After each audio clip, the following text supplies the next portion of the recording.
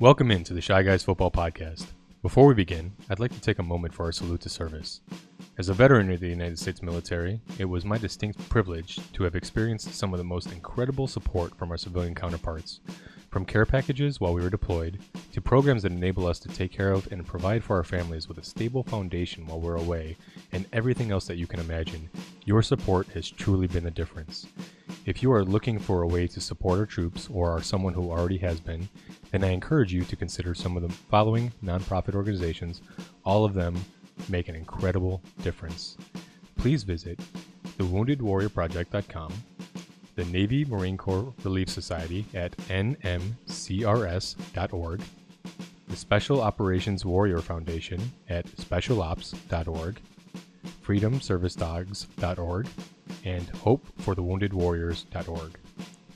For those who need the help, they deserve it. Let's make sure we take care of our troops.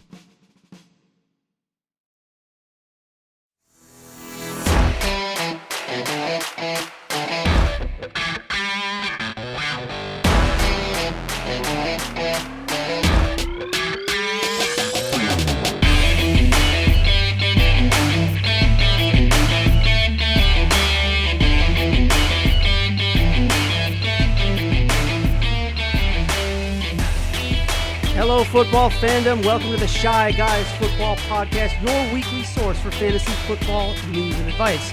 I'm Donnie Mack. Joining me, as always, is Anthony Lukasic. Hey, how's it going, everybody? And joining us on a fairly regular basis now, we have Peanut. Hi. Well, it's been another exciting week. We are through week 10, and we are in playoff push mode. So you guys better be keeping an eye on this show, on your lineups, because we are starting to get close.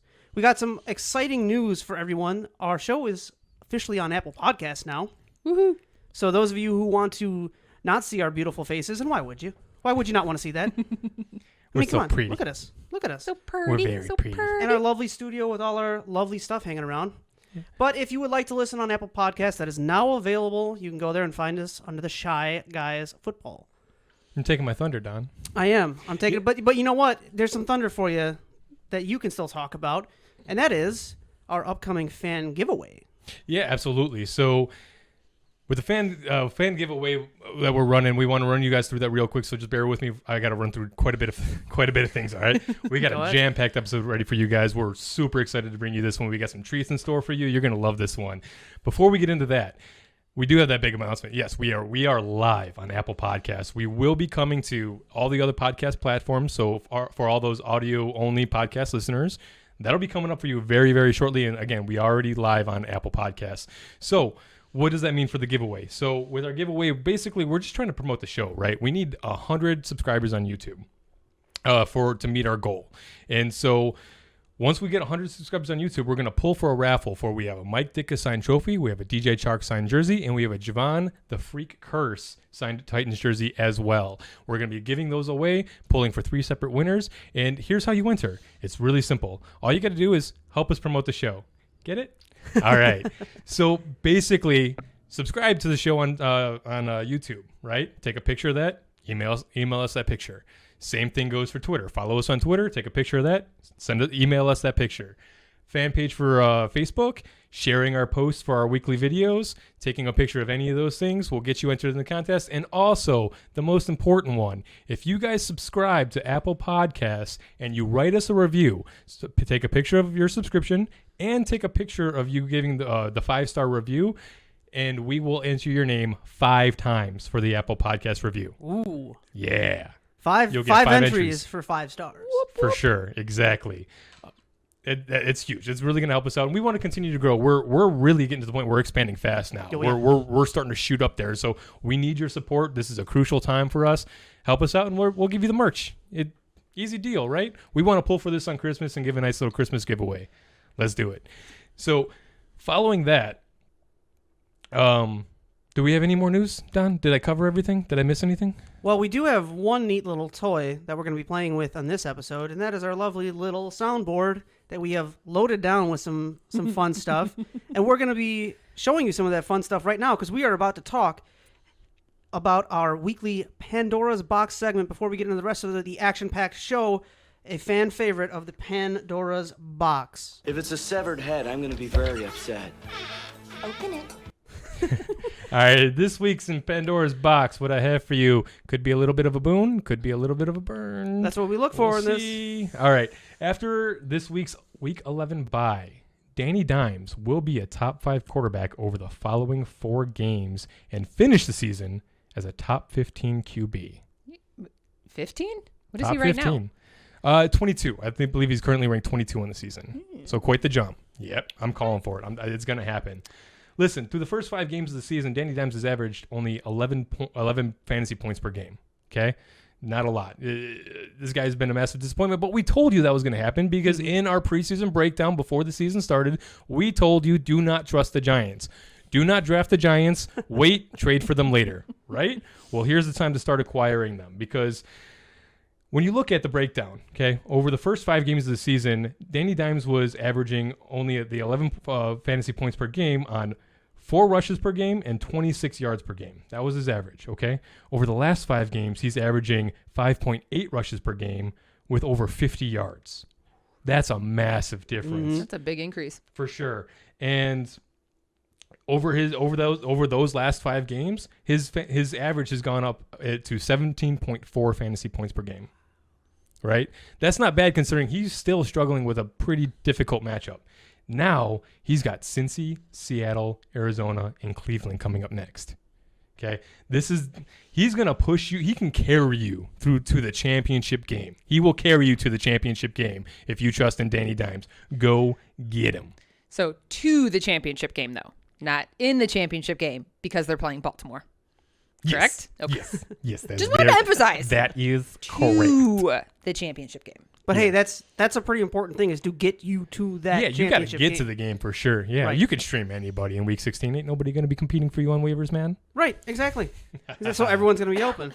All right, well, there you have our hot take, your hot take, Pandora's box, coming off of Week 10. Looking forward to Week 11. We now move on to our news, notes, and injuries coming off of Week 10. Post-game show is brought to you by... Christ, I can't find it. The hell with it. I will never get tired of that No, soundbite. neither will I. Harry Doyle. Love it. Gotta I mean, love it's a some- baseball movie, but I don't care. Yeah, It's no, Harry Doyle. it's still hilarious. If we could have Bob Euchre on this show. Oh, good Lord.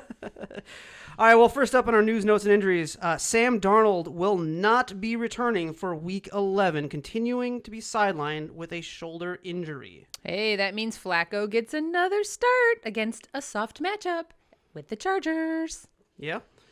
We've also got Nick Foles was carted off the field late Monday night. He fell and hurt his butt. The injury doesn't seem to be too severe. However, Coach Nagy says coming out of the bye, everything's on the table for which QB will start. So keep an eye on that. Things will develop. Trubisky. Come on, Trubisky. Still using offensive line, babe. Yep. We've also got news. Drew Lock has a muscle strain around his ribs. Questionable to play Sunday, but it's looking positive, looking like he will play. Andy Dalton returned to practice for the Cowboys this week. I don't think it's going to help. Miami released running back Jordan Howard. Also in news, quarterback Jake Luton will start another game for the Jaguars against Pittsburgh while Minshew has resumed throwing a bit. We've got something I'm very disappointed in. Drew Brees entered Week 10 with at least one cracked rib, suffered multiple broken ribs, and a lung issue. IR is not being discussed just yet. Which But I admit is both bogus and sad. see, I'm Are we talking about the injury or the IR thing? Because it sounds like we're talking about the IR thing. yeah. I hit that button a little late. But yeah, no. It's very disappointing because Drew Brees has been carrying both of my teams. As of late, yeah, he's turned it on as of late. Yeah. Obviously not the last. And being a amazing. Saints fan and a Purdue guy, I'm disappointed to see him go down. My Saints. Yeah. But last thing I read was, as of right now, they're saying at least 2 weeks. So, Not looking forward to that. no. So who are we trusting as the backup? So right now we're looking at Jameis Winston will probably get the start against that juicy Falcons defense. So they haven't officially named anything, but it's kind of leaning towards Jameis and Winston. Jameson. Oh, Jameis. She did it. We knew were- it was gonna happen. Oh, I knew I was going to do it. I was trying so hard not to say it. Jameis. We know what's on your. You need a drink right now, don't you? Maybe a little one. And I don't even drink whiskey. What is this? Yeah, no, Jameis should be good against the Falcons. He should be fine if he does indeed get to start. The problem is how much is Taysom really going to take, right? Yeah. I do expect if Jameis gets to start that Taysom's going to take a little bit more snaps than usual. I just don't know how big that chunk's going to be. The thing about Taysom Hill, though, pay attention to your fantasy football format. There are leagues out there that list Taysom Hill as a tight end. So you can actually play him in your tight end slot. If he's announced as the starting quarterback this week, or really just period based on the tight end landscape, you could probably get away with picking him up and plugging him in your tight end spot in a redraft league, right, and get Taysom Hill's points for your tight end position. That would it's be a little outstanding. cheat code. Yeah, I mean, it's legal because your league allows it, right? It feels a little dirty, but again, if it's league rules, then it applies to everybody. So it's on you to go capitalize on that. But I've taken advantage of that for some of the wide receiver running back. yeah, we've seen that in the past with Jalen Samuels. Yep. Was like that in the Yahoo leagues. McKissick. McKissick's like that with the wide receiver position as well. And yeah, so just pay attention to your league format. Now, I don't believe our league does it with sleeper, but I want to say it's ESPN or Yahoo that does allow Taysom Hill to be played as a tight end. So if you have a league in one of those platforms, take a look. And with the way tight ends have been playing, it's not a bad deal. No, Yeah, for sure. and take advantage we of are that. definitely going to be talking about some of those tight ends we got in some a tight little ends. bit. We do have some other news that you'll be interested in. You'll be Yeah, happy about. buddy. Alan Lazard expected to make his return for the Yes, sir. Packers this week. You got to be feeling good about that. Oh, I'm ready for it. Yeah. The Lazard King. He had a tweet. He actually tweeted out with a little lizard and a little time symbol, and no, he's leaning into the nickname. He loves Good. it. The Lazard King. Oh yeah, I love Good. it. That's fun. Also nearing return, Zach Ertz. So for those of us that have Goddard on our team, even though he hasn't been looking as great as we have hoped, this makes things even worse. Fantastic. Someone else likely to return this week. We have Calvin Ridley following the bye week and that mid-foot sprain he's been dealing with. Should be back for that. Yeah. Yeah. David Johnson placed on the IR with a concussion issue. Yeah, that's weird. Yeah. That's not typical. No, I that's mean, gotta be granted, this bad. is the first year we've had the 3-week designated to return from IR thing and all that, but even still, 3 to 4 weeks for a concussion is like the severe side. So you got to wonder man. He had to have exhibited some kind of bad symptoms. I hope he's all right. Usually they're not out. It'll be like 4 weeks if he's on the IR, right? 3. But Well, he was he's already been missed out one. and out. Yeah, So exactly. yeah, it'll be a total of 4. At a minimum, yes. Yeah. And so we'll get to the fantasy implications of that in a little bit. Yep. And rounding out our news this week, Nick Boyle out for the season after a knee injury. Why are you dancing for someone's injury, man? Well, because I have Mark Andrews on my team. So whoop, whoop. This means that maybe, possibly, he might do better because he hasn't been doing so fantastic lately. Just saying. Yeah, Cross I mean, fingers. we might see a resurgence with the Baltimore schedule starting to lighten up over the rest of the season for sure. Yeah. I All won't right. feel Pretty excited so about it. bad about playing him anymore. Well, that'll do it for your Week 10 news, notes, and injuries. We move on to our Week 10 studs and duds, and we start with our... I'm gonna do this the old-fashioned way, with 2 swords and maximum effort. Oh, that's a fun one. And leading off our that studs show. category, our quarterbacks, and at our number 1 spot, and I'm taking this so you don't have to say it, we have Tom Brady. And he coming up with 31.8 points. I have a drop for it somewhere, and I don't remember where I stored it. It's saved under in there somewhere. the GOAT. It's under the GOAT, right? We got. Yeah, I put it in there somewhere. I'm sure I'll find it in a second. All right. Well, I'll read through the stats real quick. So 28 of 39 for 341 and 3. He did pick up another rushing touchdown on the ground as well. 4 total touchdowns. Man, this guy's just putting up the points this season. Tougher matchup coming against the Los Angeles Rams coming up. The La Rams. Is that your thing? La Rams. La Rams. There we go. Yeah, even a blind squirrel finds a nut. Just saying. But Go ahead. no, I was just saying, I mean, he does have the Rams, but just, I love my boy. I love my Russell Wilson. He really is my favorite. And the Rams did just shut down Mr. Unlimited Russell Wilson, so. Yeah, the Rams defense is looking sneaky good this season. I mean, they've been getting it done. They've been shutting down everybody. Jalen Ramsey just shut down DK. I mean, oh man, and Leonard Floyd. Even Leonard Floyd's having a great season over there, which, man, that irritates the crap out of me. Do you have that drop? Did you find it? Yeah, you button hooked me. I didn't know you were gonna button hook me. That's our Tom Brady job, the GOAT. I'm really I hoping had we it have saved in another. a different folder. He always seems to be upset that he missed a target, doesn't he?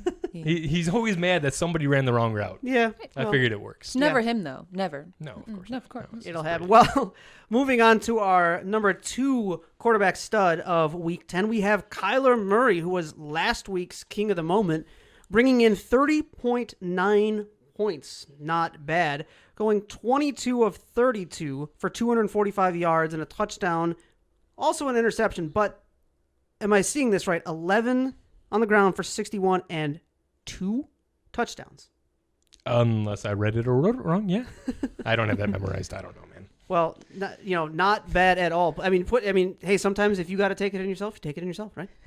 Hey, yeah. Got to do it. I mean, the numbers match up, so hey. Yeah, seeing a matchup in Week 11 against Seattle on Thursday night's game. So by the time you're watching this show, it'll be tonight's game. We are going to be doing our best to get this episode out before game time. Fingers crossed. And also keep in mind, earlier in the season against Seattle, Kyler Murray putting up 36.1 points. That was Week 7. So, hey, maybe we'll see it again. Yeah, I mean, he's this year's Lamar Jackson, except he's actually legitimate. Embrace the glory.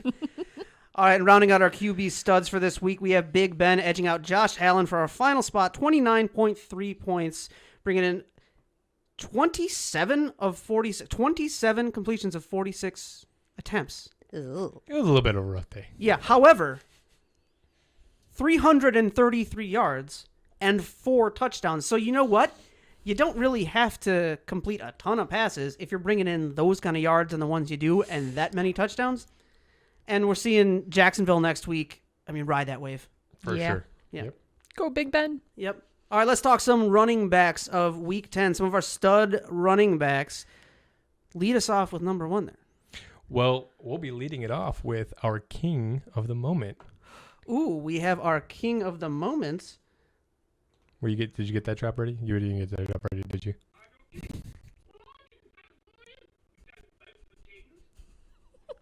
So who is our king of the moment that earned it and didn't get voted on? Camario. There we go. Yeah, no, we didn't vote on this one, but it was pretty much the clear-cut choice here. 31.3 points, 8 rushes on the ground for only 15 yards, but 2 TDs. Also catching 7 passes on 8 targets for 83 yards, and then another one. Yeah, get it.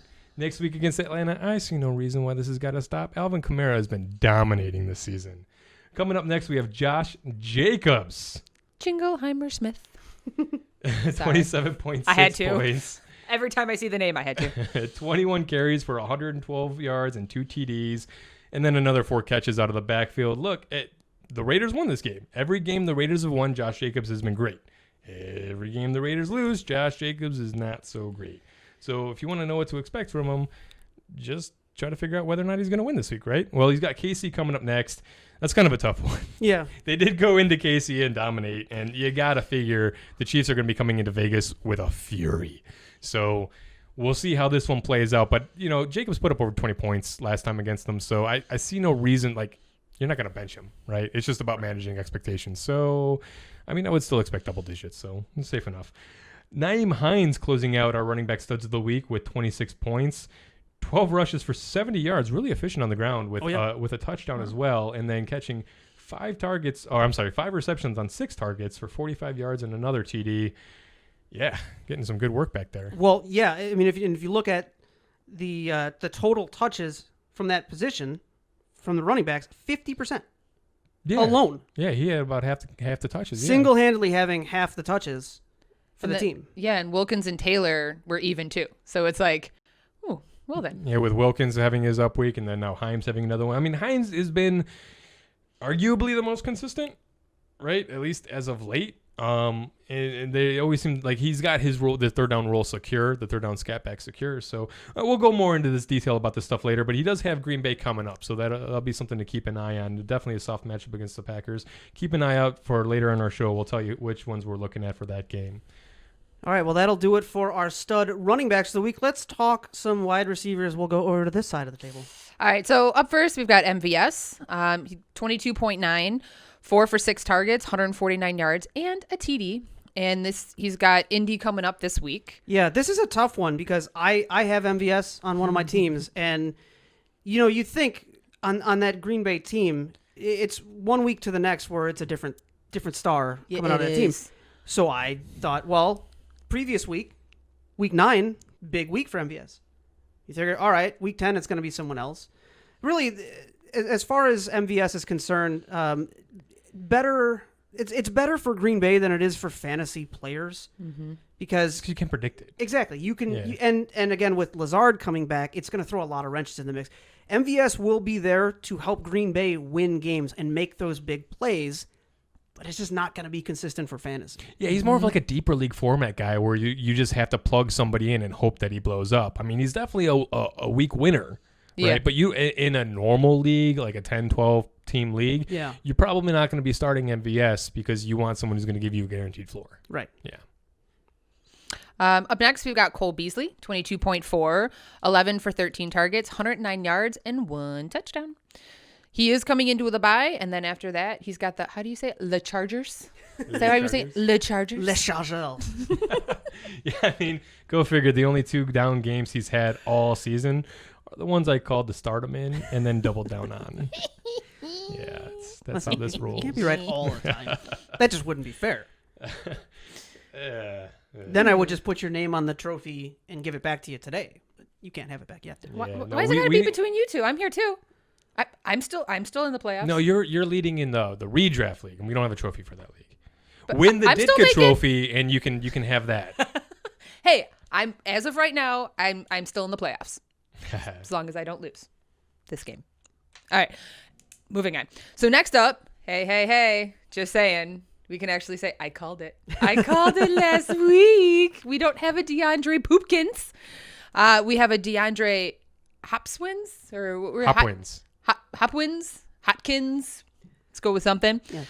22.2. Hopkins, yeah. No, Hotkins. Hot. Ooh, Kins. how about hot wins? Okay, you got hot wins. All right. Ooh, I like that one. Okay. All right, so this is going to be a very convoluted nickname. It's going to be all over the place. God. 22.2 points. He went 7 for 12, 7 for 12 targets, 127 yards, and a touchdown. I called it. Okay, now I'm just saying. Busted, boomed, probably gonna bust. Let's just write that Against name out. Seattle, though, I don't weakest pass know. defense in the league. Come I on, know, but like the trend. Your It's grandpa always said, Hopkins. right? You don't bench DeAndre. Well, I'm not saying you Come bench on. him, but just don't expect to. Doesn't really matter. high. You're gonna play him either way. Yeah, I know. I mean, Bill O'Brien, it's just greatest GM in cards history, right? Thank you again. That was an incredible play. Yeah, most definitely. All right, let's round this out with some tight ends. And leading off, number 1 tight end this week. The Gronk, 12.1 points, man, on 3 targets, 2 catches. Yeah, rolling it in. Aren't tight ends awesome? I love them. Didn't you say last week when Brady succeeds, Gronk succeeds? When Brady poops, Gronk poops? I did. Yeah. I did indeed. Yeah, I mean, in 51 yards, which is Not nice. wrong. Got the touchdown. Hey, the Rams have been softer against tight ends, so I mean, I see no reason why you can't continue to roll with Gronk. He's been up more than down this over the course of take out the first few games, really.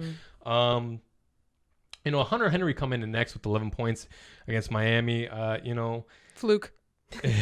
Probably. I mean, the volume was nice. He got 6 targets, and the volume's been nice all season. He just hasn't been reeling in the catches, right? Well, he caught 66% of them this week. Only 30 yards, though. And that's the problem with Hunter Henry is that his production base is so low. And this is only his 2nd touchdown of the season. Go figure he gets the freaking touchdown the week after I said, hey, he's only got 1 touchdown in the season. At this point, we just give up. He must be listening. He might have proved you wrong. That's what it was. He's one of the 20? Is that what it is? We have like 23 subscribers, right? I think we're up to 24 now. Oh, 24. Yeah. Look at that. Hey. Yeah. And then Cameron Brate, the 2nd Pirate, rounding out the tight end studs of the week. 10.6 points, going 3 for 3 for 31 and 1 touchdown. I hate the tight end position. Hey, I mean, we've got Mark Andrews caught 7 for 9 target though, right? Yeah. Yeah. 7 Well, for 9. It's something to get We'll excited talk more about for that. sure. Yeah, Stay no, tuned, just stay tuned for that. We will talk more about that in a minute. But before we do, we have to move on to our duds from Week 10. They can't all be winners. We've got to talk about some of the losers. It's sucking my will to live, all the humanity. I gotta stop laughing into the Yep. mic. And looking at some of our quarterback duds of Week 10, first we want to say to those who have laid down their fantasy weeks streaming quarterbacks, allowing us to grab the real quarterbacks, we salute you for your sacrifice. So first up in our quarterback duds, we have Nick Foles. As noted on our sheets, streaming pooper number 1. 2.4 points. Has been dominated, is disgusting, he's dysfunctional, he's delicate, fill in the blank. He hurt his booty. He fell down and Yeah, hurt no, his bum. it was a rough week for a lot of the quarterbacks that you would typically stream. Oh yeah, we got a whole list here. Yep. Number 2 on that list, Baker Mayfield against the Texans, who allow the 10th most passing TDs and least amount of interceptions. And what does he do? He puts up 5.4 points, 12 of 20 for 132 yards, and that's it. And is going up against a matchup this coming week versus Philly, 11th against fantasy quarterbacks. It's gonna be a rough one. Yeah, but at least you had Chubb last week, and Chubb and Hunt both went off in this game. So at least most there definitely. was some kind of fantasy production. It's not just a dumpster fire over in Cleveland. There is that. Yeah. His commercials are better than he is. And rounding out our Sorry. The newest one is really funny. I'm sorry. I really love his commercial. pause the show and go watch that real quick, and then don't pause the show. Talking Finish about the the show Baker Mayfield commercials. Finish the show first, and then you can go watch it. All right, rounding out our quarterback duds of Week 10, we have our QB pooper of the week, and I say it like that because we have Carson Wentz, 6.7 points, which is not good in and of itself, but against the Giants, 6.7 against the Giants. The Giant. 21 of 37 for 208 yards, 2 rushing attempts for 4 yards. I mean, what happened? Yeah, so Wentz struggled to get the passing game going the entire game. He made a ton of bad throws and also had a lot of bad drops too by his receivers. When he was on target, his receivers weren't getting it done, and when his receivers were getting it done, he wasn't on target. It was just they were all sorts out of sync. This offense this offense looks completely out of sorts, out of whack, and the offensive line was just horrendous. What more can you say? I mean, the offense looked pretty much as bad as Chicago, and that's just not acceptable for any other team. And we at should all. know. I know. Yeah, we should. Yeah. Well, I mean, we're talking about 2 down weeks in a row, both before and after the bye, against soft matchups. It's tough to trust him in the next week against Cleveland. If you can get something done there, it'd be nice to be able to use him against Seattle in Week 12. But that's if. We'll have to see. It's a big if. It's a big if, yeah. Yeah. But I mean, hey, it could happen. Right. It could happen. I feel like the kid from Angels in the Outfield. It could happen. It could Just happen. looking overall at the quarterbacks coming off of Week 10, there's a lot to mention that were very, dishonorable mentions. This has just been an inverse of the previous week. We've had, I mean, week over week, how many times have I said this was an amazing quarterback Quarterbacks week? are, just dominating everywhere. And this week, just, man, we had... Maybe it's the weather. Maybe the weather's starting to turn, and that's causing some of it. No, I mean, that's legit. That's you typically see that, but not to this extreme, though. And we got about 6 other quarterbacks on this dishonorable mentions list. We're going to skip that for now because we're going to try to condense the show a little bit. We're already running a little bit short on time. Like I told you, we got a jam-packed episode for you guys, man. We're going to squeeze as much content as we can. Well, then let's talk some running backs. Let's talk some running back duds of the week. Yeah, for sure. Mark Ingram picking up right where he left off, limiting J.K. Dobbins in attempts. Well, the Gus Bus just doesn't seem to get quite enough base value to be usable. Getting too old for this shit. Yeah, Mark Ingram is definitely getting up there. He's 30. He's 30. 3.9 points, 5 carries for 5 yards, 2 receptions for 24. I mean, that's some pretty decent efficiency. That's like 12 yards per reception. I'll take that. Just more than twice in a game. That'd be nice. Yes. Yeah. And next up versus Tennessee. So, yeah, I mean, it's a matchup he can get it done in just like usual, but he just hasn't all season long. Sure. And so, I know. just I've been watching. Melvin Gordon following up with 4.6 points against Las Vegas. Yeah, I told you not to start any of these Broncos backfield pieces, man. 11 for 46. I didn't have a choice. Yeah, no, wait. Hey, yeah. It was Gordon or Lindsay. Well, I made the right choice. I followed your wonderful advice. I'm glad it didn't work out. No, it did. He did better than Lindsay. So, I mean, Well, at least there's that. But, yeah. Not by much, though. No. James Conner coming in with 5.8 points against Cincy. 13 carries for only 36 yards. What is this? 2 receptions on 2 targets for 12 yards. Maybe even Mark Ingram was better than that. If he doesn't put up numbers in Jacksonville, I say we mutiny. What kind of mutiny? Well, you know that TP shortage that we got going on? Everyone's running out and buying that. That was me. I say we take it and we find out where James Conner lives and we TP the house. No. I like the spirit, but that stuff's a hot commodity right now. We can't afford to waste any of it. Yeah. Can't afford. Oh, People be walking around with dirty butts. dude, you got to start this guy. I mean, someone's got to wake this dude up. Come on, can we do something here?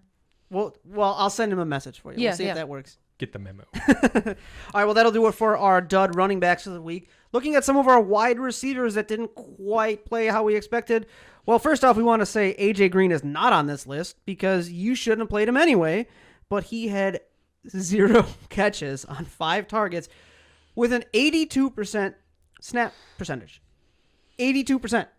That's nuts. Yeah, he was out there. He thought we wouldn't see that goose, but we did. So what were you doing? Playing the football or something? Throwing it around like the boys? Yeah, he was just, I don't know what he was doing out there. Thought he wouldn't see it, but we did. Yep, we saw it. That man is playing Gattaca. But now on to some of the wide receivers that actually did put up points that were disappointing. Yeah. Up first, we have Travis Noham. Saying. That's Travis Fulgham, wide receiver from Philadelphia Eagles. I mean, he's been doing great. So I'm just going to take this as he needed a breather. Okay? He's been doing ridiculous. He's tired. Yeah, he needed it. He's been tired. Can't go full ham all the time. Never go full ham. Right. Yeah, this is a bit of an abnormal performance. And an abnormal offense for the last 2 weeks. I think you don't expect this type of down week. Yeah, I mean he did miss a lot of those catches like I was talking about with Carson Wentz, right? That Fulgham would be one of his receivers, and yeah, he's made those catches on the reg. You know, up to this point, don't worry about it. We're just gonna count this as a blip for now. I hope so. Yep, I'm still keeping him in my lineup. And next we have AJ Brown with a giant 2.6 size dookie. Brown dookie. That's funny. All right, so 1 catch, 4 targets in a game where the Titans got beat like they were trying to steal the division title. So up next, though, it's Baltimore, and then he's got Indy again. It's going to be a rough few weeks, Tanner. All right, so moving on. We've got Michael Thomas, 3.7. All right, he has not been the savior we've wanted him to be, okay? Nope. You're throwing me off. That's some enthusiasm. All right, now we do have. All right, I'm gonna. When he falls to you at the 7th pick of the draft, how do you not take Michael Thomas? I'm just throwing that out there. Please continue. I don't blame you. Really, I got to say this name again, and you're gonna throw me off right before I was gonna say it. All right, so now he has Jameis. Son. Don't do that. Jameis. Son. He's got Jameis slinging the ball for a few weeks, so maybe that'll help. And luckily, he's got Atlanta, Denver, and then Atlanta again coming up. So, maybe. I mean, yeah, in theory. Right, in theory. The problem is this is going to be a live action test. I hope you don't get blowed up. Oh, that's promising. Well, he's technically more, if not one of the best receivers in the game. Yeah. I mean, what DeAndre Hopkins did this past weekend that we were all, oh my God. I mean, Thomas does that all the time too. Yeah. Julio, I mean, Devontae Adams, Tyreek Hill. I mean, all these guys, they're so massively talented. You got to think, if you can trust these other guys, you got to be able, as long as someone can get him the freaking ball and he can, stay healthy and be on the field, that'd be nice. Yeah. Well, we could talk Michael Thomas all day, but we need to talk about some of our tight end duds of the week. And leading us off with disappointment, Austin Hooper. What happened? 1.6 points against Houston. Houston. Look, he's got Philly, Jacksonville, and Tennessee coming up. just hope this is a blip, man. Because Yep. I mean, it's again tight end wasteland. Who are you going to trust? Who are you going to play? You know what I'm saying? We should have done a Ghostbusters thing right there. We got a call. It was leaning that way. You gotta trust. At a certain point, you gotta trust some of these guys, and with bye weeks and injuries and George Kittle not being available, because the fantasy gods hate my life. Yes, it is what it is. Hockey Lee's dropping a massive deuce this week in his hawk strap against Washington. See, that's funny because he only had 2 points. Yeah, that's why that's funny. Okay, he's a number 2. He's a number 2. Yeah, well, and this will be one to watch because you can't ask for a better tight end schedule coming up. We've got this coming week at Carolina, then Houston, and then Chicago, who, despite having a fairly strong defense, have been a little soft when it comes to tight ends. Yeah, so definitely been susceptible. Yeah, no, you're right. Yeah, for sure. And maybe won't be in the dud category in the next couple of weeks. Yeah, well, we can hope. We can hope. Yeah. Well, this is the chance. Like, if you can't do it with this schedule, then Hockey Lee's a guy that it's definitely a lot of fantasy managers are really hoping that they can use this guy. He was one of the ones projected to take a step forward this year, and he's looked good. Legit, he's looked good. So if he doesn't pan out, then it's an indictment on the process, and nobody wants to see that, right? So, being that as it may, if you tried to stay in the relative flames with Evan Ingram, then you missed out on 10 points. Oh, poor you. See, that means he got 2 points because the max score was 12. All right. Don't gotta rub it in. No, I know. I just totally didn't make sense the first time I heard it. That was more me acknowledging from our pre-show discussion that I just wrote that terribly. Yeah. Well, I mean, it wasn't the point there is it wasn't a very big tight end week. There wasn't many other tight ends you could have put in place and really gained a ton of benefit from. No, and the process says to start him because Peanut, you had the numbers on this one, right? Yeah. So in regards to him, like when we say relative flames, right? So, he had 7.9 points, but he had no TDs. Then in week 7, so week 8, he went 9.5 with no TDs, and then week 9 he went 13.3 with 1 touchdown. So. Yeah, and those are actually kind of deceptively good numbers because when you look at it, the tight end position is so touchdown dependent, that having a floor like that with no touchdowns from the tight end position, that's actually pretty remarkable. And so the process definitely says to use them and try them and trust them. And hopefully with Cincy this week, you're going to be able to get something out of them. But, man, we need these guys to take the step forward that they were supposed to take because it's a massive tight end draft class this year that – the tight end class this year, as we've mentioned a few times on the show in previous weeks, it's just so phenomenal that you can't. I'm blown away that we've had all these guys just kind of dud out. Yeah. Mm-hmm. I mean, between Hurst and Gesicki and Blake Jarwin, but then he got hurt. But Dalton Schultz looked good, but then Andy Dalton came in because of Dak, and then you got. Every time you say Dak, I think of the ankle. I mean, Hunter Henry, Dallas Goedert. I mean, the list goes on and on. I mean, if you don't have Kelsey, you're not happy. No. That sucks. Right? Well, there you go. That'll do it for our Week 10 studs and duds. We move on to a little more analysis of some of the big point players that didn't quite make those lists, the stud list for the week. And we're going to talk about them in a little more depth in a very, very packed trust or bust segment coming off of Week 10. Just trust me on this, okay? I think they can trust me. They can trust me. Trust me, true believer. Do you trust me? You disgust me. How can you live with yourself? You sit on a throne of lies. I love the contrast in that drop. Yeah, so there we go. We're going to talk trust. We're going to talk bust. And before we get into the list, remember, you have one more week in this 3-game boom for Big Ben we told you about before he faces Baltimore in week 12. So have a plan for that. But in the meantime, you've got one more week. Okay? So moving on to our trust or bust list, we're going to start off with Teddy B versus Detroit, coming off of 2 20-plus performances in a row with 20 points last week against that vaunted Tampa Bay defense. Now it's a little bit iffy with his MCL sprain he suffered Sunday. Can we trust him in the soft Detroit matchup, assuming he plays, of course? Yeah, first of all, I feel like I owe you a thank you for the Big Ben part. But yeah, no, I would say definitely trust Teddy B if he plays. Yeah. I mean, I also like Matt Stafford in this matchup, though, because reports are his thumb shouldn't be much of a problem anymore. Yeah, it's going to be the battle of the Gippies. That'll be a fun one to watch. It's going to be great. Oh, boy. Let's see if any of them watch him actually get production, too. Yeah. We're gonna sit here laughing at the fact that they're injured and they're gonna be all gimpy, and then it's gonna be watch them be like studs next week or something like. It's more of an indictment on the two defenses in that game. yeah, that's true. All right, next up on our list, Justin Herbert has been showing signs that he's actually human lately. Last 3 weeks, we saw 23, 22, and 21. Luckily, he has the New York Jets next week at home. Can we trust him? Yeah, I say definitely trust him. We got the Jets coming up next week, and then following that, he's at Buffalo, and they've been beatable. He's got New England, okay, but then Atlanta, Las Vegas, and Denver in the championship week? Come on. Yeah. I mean, the only reason why he's really in here to say, hey, don't worry about him. He's going to be good. He's going to be good for you the rest of the season. Enjoy.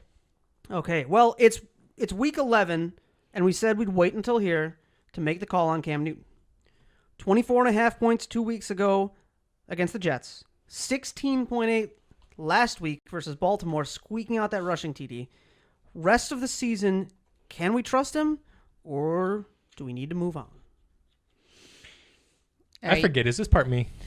You can take the crybaby. I don't want to talk about this. Okay, I'll take it. I will say that he does have soft matchups in 4 of the 6 remaining games, right, of the fantasy season.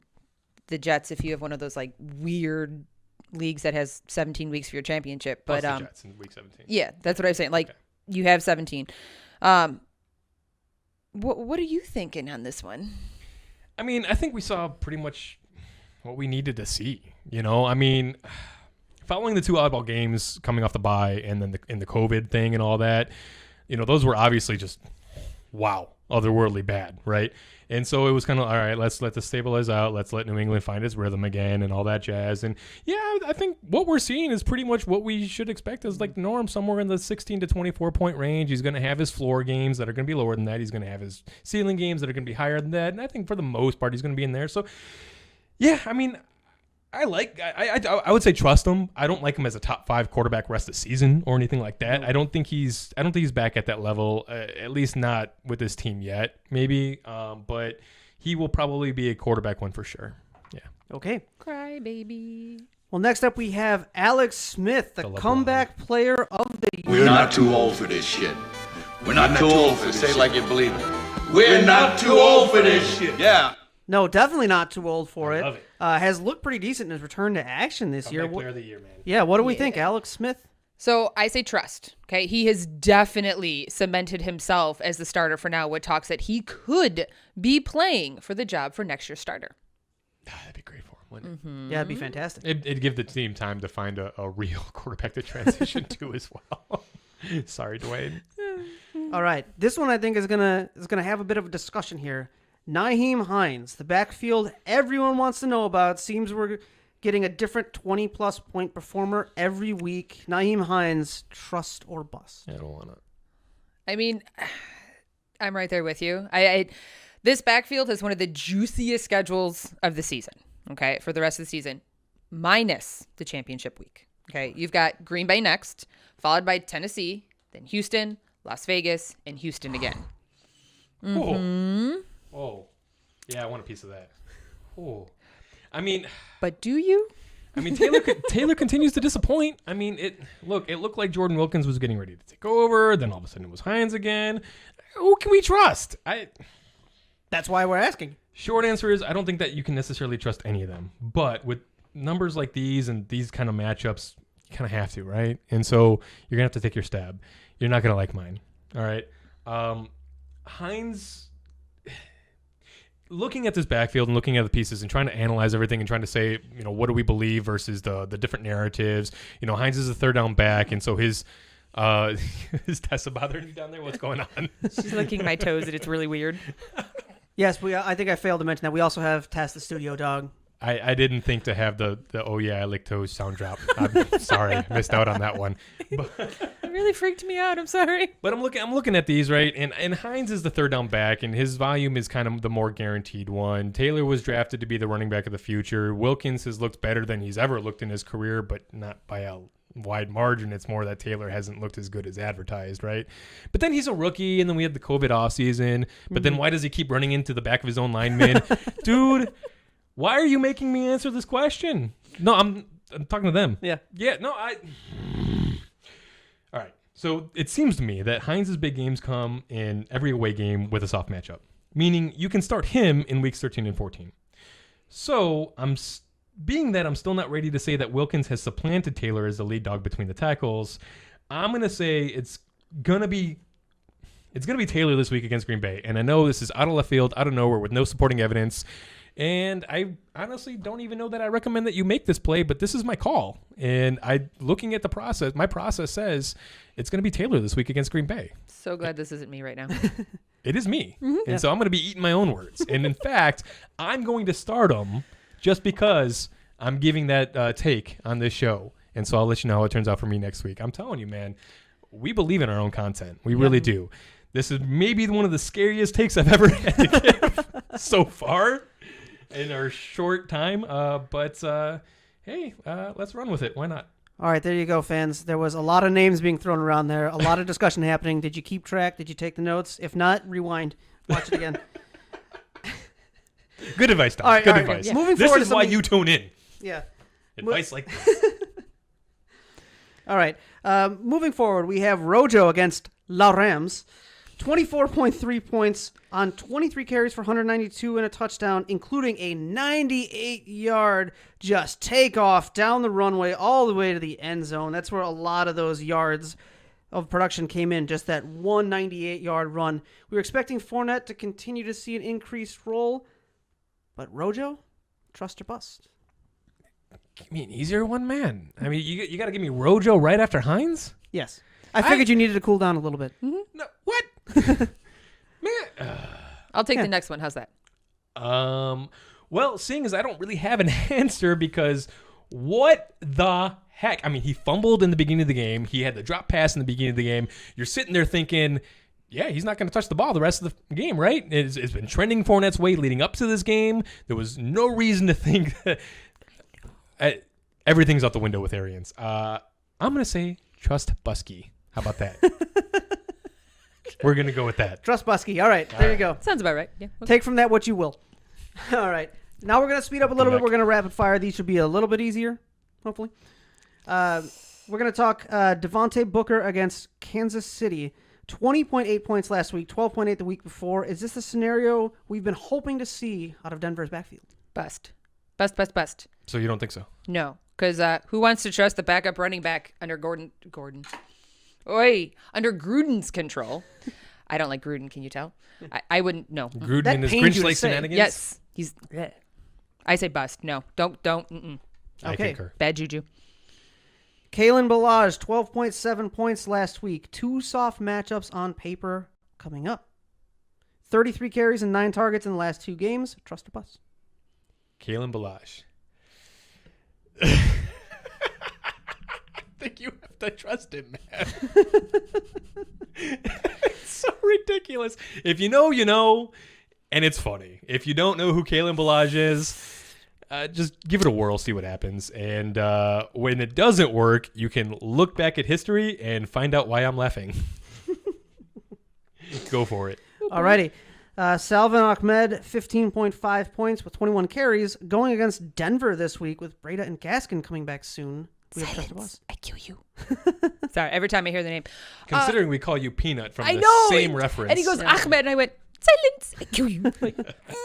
I say trust, but, okay, you can trust until Breda and Gaskin are coming back soon, so keep an eye on that.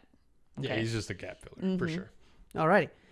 How about Damian Harris going to be at Houston in a juicy matchup? Finally, a New England piece we can trust other than Cam Newton? Do we even have to trust Cam Newton? Just saying? No? Okay.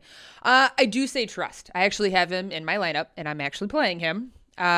He's been great so far. But here's hoping that when Sony Michel comes back, it doesn't limit his production. My fingers are crossed right now. Okay. But I am playing him. I'm taking my own advice. Trust him. All right. Next, we're looking at Marvin Jones with 4 solid weeks in a row. Can we trust the resurrection? Yeah. I mean, with Carolina and Houston coming up, hey, why not? You know, I mean, it's like he realized that there was a football season going on like halfway through, and hey, he woke up. We got signs of life. He's alive. It's alive. Hey, why not go for it? Kenny Galladay's still out. Yeah, it's true. All right. Next up, Michael Pittman. Now, we mentioned as a waiver ad last week, gets 7 of 8 for 101 yards. Can we trust him already? I say trust him. Okay, he's been leading the team in targets so far. Don't we always say ride the wave? Well, I mean, not so far over the last couple of games. Yeah. Yeah. Sorry. Yeah. Over the last couple of games. Recently, yes. He's been the clear lead dog. I would play him over T.Y. Hilton that's not even a question. Oh. I wouldn't even play T.Y. Hilton, period, but I would play Pittman. Say, haven't we heard your feelings about him before? 1 or 2 or 50 million times. Something like that. Yep, just a couple. Right. All right, and rounding out our list in trust or bust, we have Jacoby Myers. 3 straight weeks, over 10 points in fantasy. 4 straight with at least 6 targets. Trust or bust? Yeah. Yeah. Trust? I mean, it's another New England piece, right? But I mean, hell, he's got the volume floor. I mean, that's what you look for, right? I mean, he's getting the production. He's got the volume floor, and he's done it over 3 straight weeks. Yeah. Volume and talent, isn't that what we always say? Trust the talent, talent and opportunity. Yep. But yes, yeah. There we go. Volume, opportunity, same thing. All right, well, that'll do it. That'll do it coming off of week 10 for our trust or bust segment. Moving forward, we take a look at some of the players going into week 11. Oh, sorry. Yeah, you're jumping in early. You're premature there, babe. Premature. It happens. Yep. Okay, sometimes it just happens. Yep. Well, that segment we're about to talk about, and you've already heard the first name we're going to talk about in that segment, it is our start, stash, or trash. You want answers? I think I'm entitled. You want answers? I want the truth! You can't handle the truth! You know we had to give you a classic. Of course. Absolutely, and that's a fun one. So now that you already exposed it, I'm taking it, though. I'm taking it. Not taking my thunder about talking about him. Okay, well, so in this segment, we're gonna talk about some players that coming into week 11, you are going to start them. You are going to stash them for now, or you are going to trash them off of your lineup. And we start with Tua Tagovailoa. So glad I don't have to say that name. All right, I got you back. Start. Okay, I messed up Jameis and said Jameson. Like last week, it was DJ instead of DK. Like it's a thing. Oakway Bunham. Oh joy. Nope, not going there either. What's all right. the other tough one that we struggle with? I don't remember. I don't know. Yeah, Come on. Go. All right, we're already long on time. Start. So solid 21.4 in Arizona 2 weeks ago. Modest 14.7 last week against the Chargers. But moving forward, he's got Denver, Jets, and Cincy. I mean, really? Start. Yeah, I mean, he's looked pretty solid too. Okay. Looked all right. This next one I'll say because you don't have to say this one this time. Jameis Winston versus Atlanta, who are last against fantasy quarterbacks. Start, stash, or trash? You can add this one. Yeah, so we brought this up before. Assuming Coach Sean Payton declares Winston as the starter, he gets the same argument Breeze gets, basically, right? He's got Kamara to dump the ball down to, and he's got Michael Thomas to catch anything that's thrown anywhere near him. It worked for Bridgewater last year, so we've already talked about him. Keep it simple. Okay. That's a start, by the way. Gotcha. Okay. I figured with that kind of confidence, it was a start. All right, next up we have Joe Flacco against La Chargers. He did put over 21 points against New England before the bye. So we got to start, stash, or trash here. Trash it, set it on fire, and walk away. Okay. Enough said. That is some confidence coming from that one. Dumpster fire. Next up in our start, stash, or trash list, we talk Leonard Fournette, the other end of the Rojo conversation. You can have this one, honey. Yeah, I don't wanna.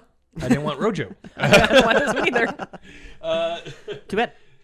Less than 10 points each of the last 3 weeks. Look, I think that the answer to this question is going to be more league dependent based than anything. And so take a look at your waiver wire. If Lat Murray is on your waiver wire, why would you have Fournette? You know what I'm saying? So, I mean, if you're in a league that's like, running backs are that scarce and you got to hang on to every piece you can get that might see action, then okay, you got your answer. I wouldn't start them, but you can either stash or trash based on the outlook of your league and the type of format you play in. Fair enough? Yeah. Fair enough. Yeah. All right. Next up, we have Kenyon Drake, who went for over 100 yards in his return to action last week, sees a Week 11 matchup against Seattle. I mean... you get the tough one. Ha ha ha. You want to take it? No. I mean, how can you not start him? He is an RB1 for the Cardinals. High-powered offense. They're going to put up points against Seattle. Yeah. But, I mean, 50-50 touch split last week with Edmonds, so it's like... Is anybody going to be surprised when Edmonds gets like 6 targets and Drake gets nothing? No. Yeah, I know. You know? It's just one of those you have to start him. Play and pray. Yeah. Play and pray. All right. How about Devontae Parker, who hasn't cleared 10 points since week 5, but does see matchups coming up the next few weeks against Denver, the Jets, and Cincy. What do we think? Yeah, I'm going to stash because you can't trash, even though I'm calling for a Tua to start. Look, I like Parker. He's definitely the one in that offense, but they do have other options. Tua likes to spread the ball around a lot. He doesn't really hyper-target anybody if you've watched, based on the tape we have so far. And so, if anything, he seems to like the tight end position a lot. And so, Devontae Parker right now, while Tua develops, seems to be a touchdown-dependent wide receiver. And I just don't know that I trust that this early in Tua's career. But I do trust him to get at least a baseline spreading the ball around floor play. Yeah. So all right, that's kind of where I am there. Next up, Sammy Watkins could be coming back from the bye. Yeah, I mean, this is more impacts for McCole Hardman and Demarcus Robinson than anything. Sammy Watkins doesn't even impact himself, man. Trash them all. If Sammy Watkins is in the lineup, you can't use any of the 3 for now until either Hardman or Mark Robinson takes their full-fledged breakout, you know? But that hasn't happened yet. All righty. We have Noah Not So Fantastic. Hasn't had double-digit points since week 2 and coming into a week 11 matchup versus Miami. What do we think? All right. So we've been saying trust production, trust the talent, right? So over 70% of snaps the last 4 weeks after his injury. 26 targets over that span. Trust him. Let's go for it. Production's not there, but the volume is. Yeah. So I say he's got the talent. Start him. It's really more on Locke than anything because Locke has been playing like.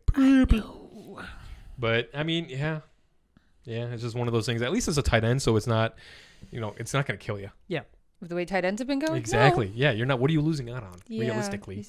All right, and rounding out our start, stash, or trash segment, we have Dallas Goedert, 20 points in week 1, less than 6 points every week since sees a week 11 matchup at Cleveland. I should have never have traded. Sorry. Thank you for Hayden Hurst because Yeah, he's been doing so much better for my team. Oh, honey, you're getting Goddard. He's so good. Hey, I gave you Zach Moss and Goddard in a dynasty league for Hayden Hurst. Come on. That's not so bad. That's not so bad. Moss is going to be great. So I think we know your feelings here. I mean, I'm playing him. It's one of those, like you just said. Yeah.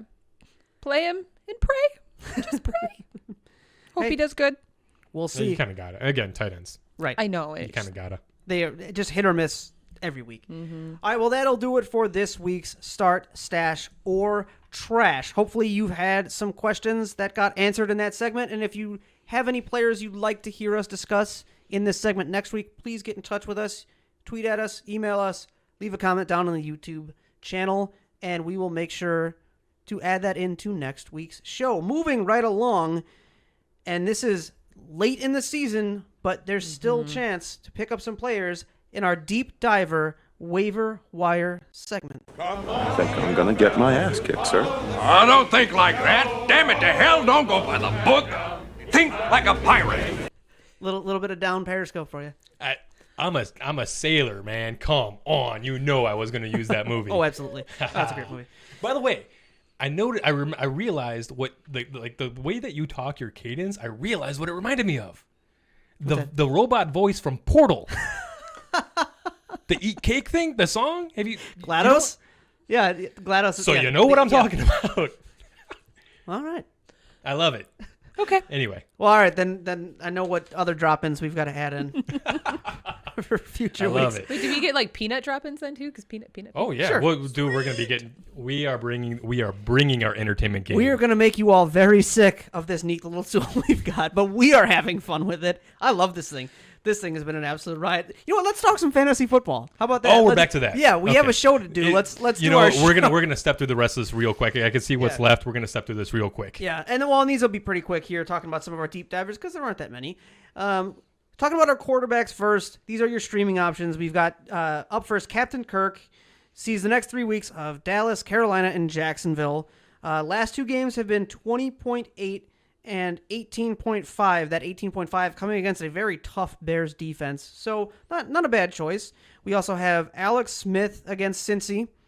And then we've got Teddy B, Matthew Stafford. We talked about that earlier. Both streaming options this week should make for an interesting game. Yeah, keep in mind, still gimpy. Right, exactly. Let's talk some running back waiver wire targets for the coming week.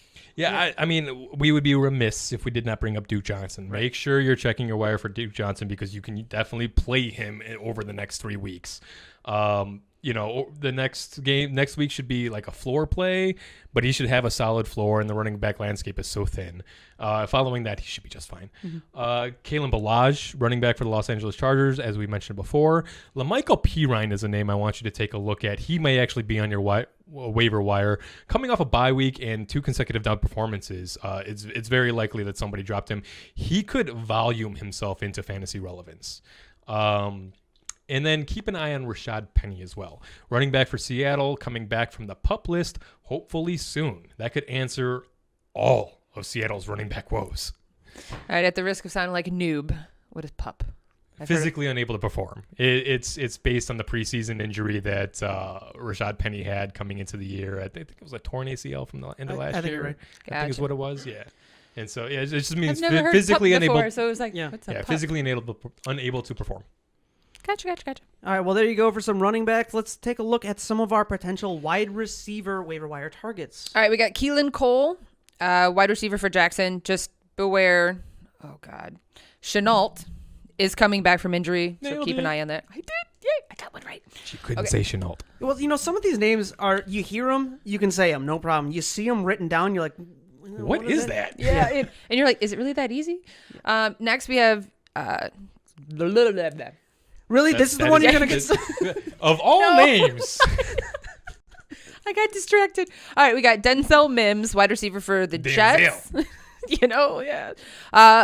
Hasn't seen less than 80% of snaps since week 7. So there's that. And then we have wide receivers. Yeah. Oh my goodness. Yeah. This draft class as advertised. Mm-hmm. Last, there is a disclaimer that comes with this. So we have Jalen Guyton. Okay. Wide receiver for the Chargers. Now, keep an eye on him, okay? If you have room on your bench, stash him, okay?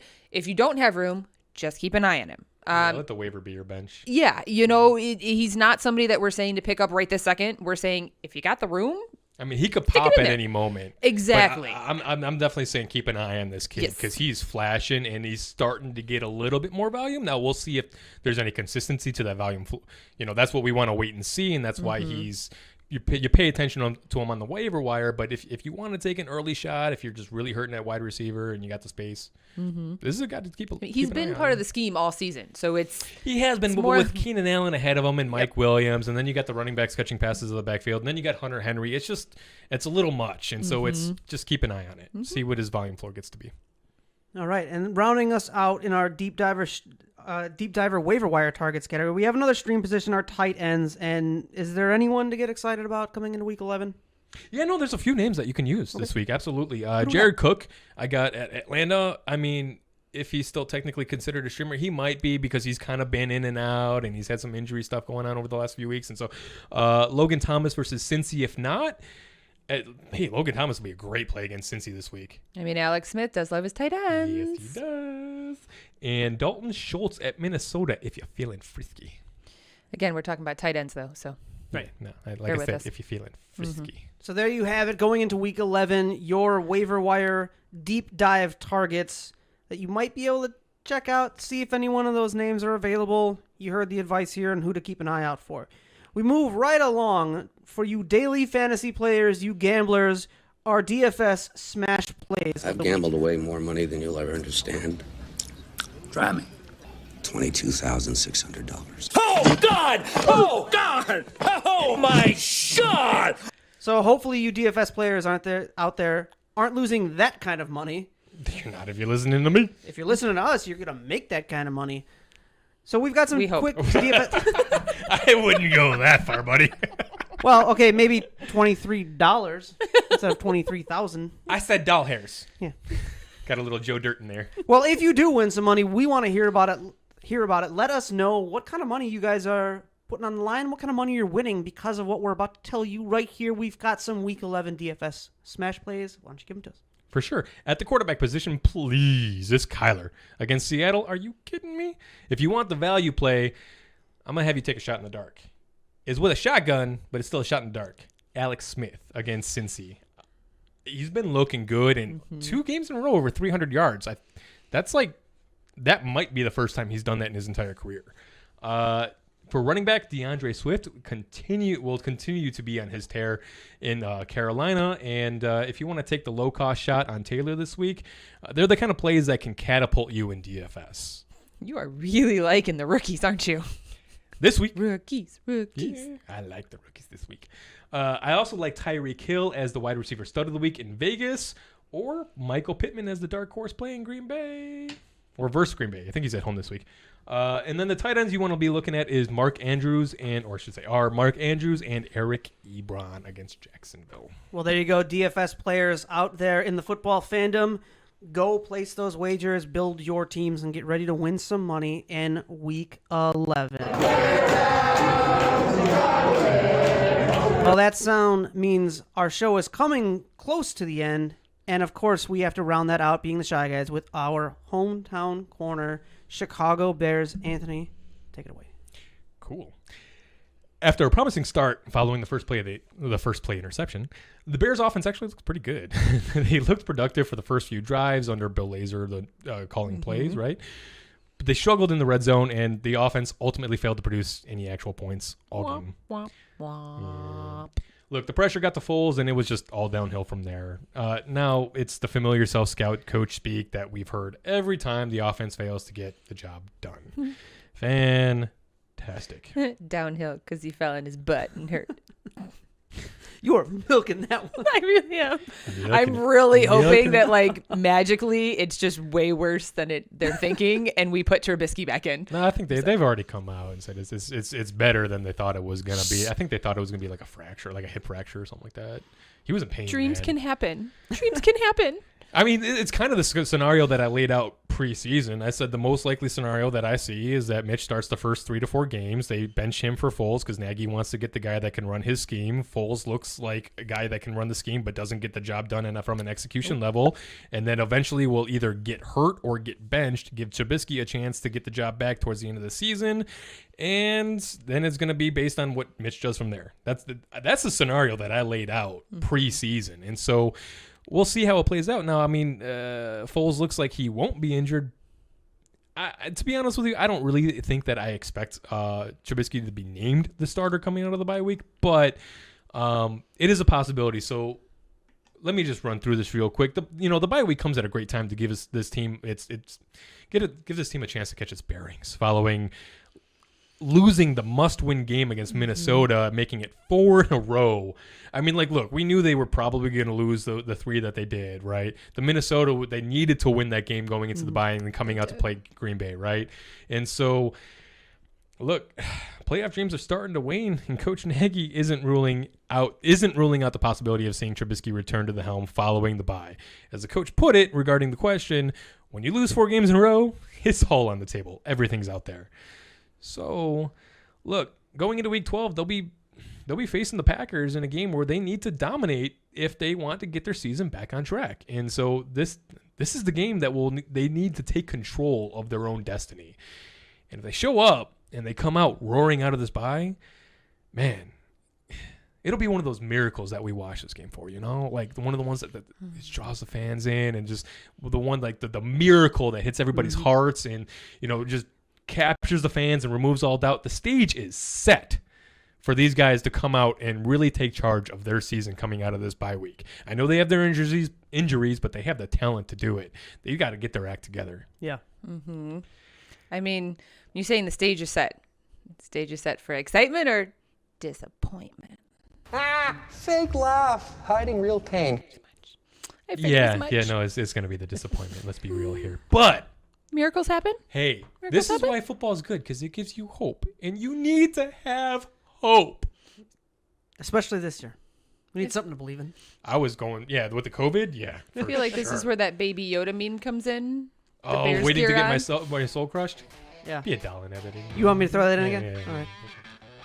All right, well, bringing our hometown corner to a close and also our show to a close, I want you to, before we go, be aware of the bye weeks going to week 11. We've got the 49ers, we've got the Giants, we've got Chicago, and we've got Buffalo. Well, that'll do it for Week 10, Episode 10 of the Shy Guys Football Podcast. We want to thank you all for watching. If you'd like to get in touch with us, you can leave a comment down below on our YouTube channel. You can send us a tweet at Shy Guys Football on Twitter. You can shoot us an email, shyguysfootball@gmail.com. You can also listen to the show now on Apple Podcasts. Make sure you go there and you leave us a lovely 5-star review. Like and share on YouTube. Check out our Facebook fan page and make sure you follow that and share the content there, because that is going to get you entered into our fan giveaway for some of our lovely swag to add to your little corner of your house, your NFL corner for all you football fans. We want to wish you the best of luck going into Week 11 with all of your trades and all of your waiver wire pickups. Hey, it's playoff push time, so you really got to start paying attention. Until then, we'll see you. It's crunch time. Keep with us. We'll get you there. Bye. Peace out. See ya.